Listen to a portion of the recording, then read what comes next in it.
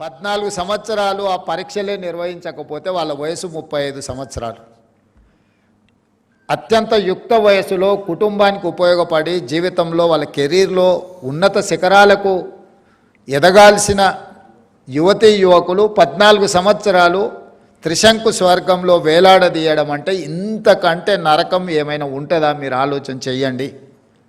అట్లాంటి పరిస్థితి నుంచి ఎన్నో అడ్డంకులను అధిగమించి ఉన్న ఖాళీలను అన్నిటిని కూడా లెక్కగట్టి 563 గ్రూప్ 1 పోస్టులకు ఇంతవరకు ఉమ్మడి రాష్ట్రంలో కూడా 563 నియామకాలు ఎప్పుడూ జరగలేదు. మొదటిసారి 563 గ్రూప్ 1 పోస్టు ఖాళీలను రాబోయే 2 నెలల మన నియామకాలు చేపట్టబోతున్నాం. మనం జీవోలు ఇచ్చినప్పుడు ఎవరు ప్రశ్నించలే, మన ప్రిలిమ్స్ ఎగ్జామ్స్ కండక్ట్ చేసినప్పుడు ప్రశ్నించలే. ఎప్పుడైతే మనం ఈ పోటీ పరీక్షలు నిర్వహించి 563 నియామకాలు చేపడతామని ప్రతిపక్షానికి ప్రధానంగా నమ్మకం వచ్చిందో లీగల్ లిటిగేషన్స్ మొదలుపెట్టారు. కొంతమంది విద్యార్థులను రెచ్చగొట్టి వీధుల్లోకి తీసుకొచ్చే ప్రయత్నం చేశారు.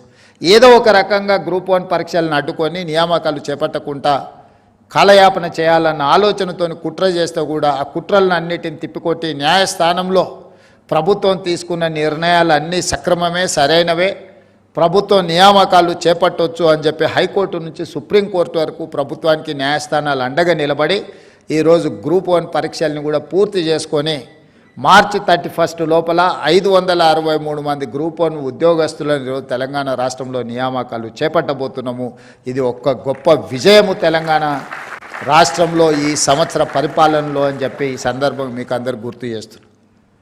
రాజకీయ నాయకులకు ఓడిపోతే 6 నెలలు ఖాళీగా ఉండడానికే కష్టపడుతున్నా, లేకపోతే బాధపడుతున్నా, ఎంబడెంబడే వాళ్ళ కుటుంబ సభ్యులకు వివిధ పోస్టులు ఇస్తున్న సమయంలో 14 సంవత్సరాలు యుక్త వయసు మొత్తం ఎందుకు ఉపయోగం లేకుండా పరీక్షలు వదిలేద్దామా?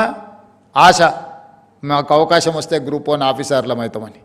పరీక్షలకు ప్రిపేర్ అవుదామా? ఎప్పటికి పరీక్షలు పెడతారో తెలియని పరిస్థితులు.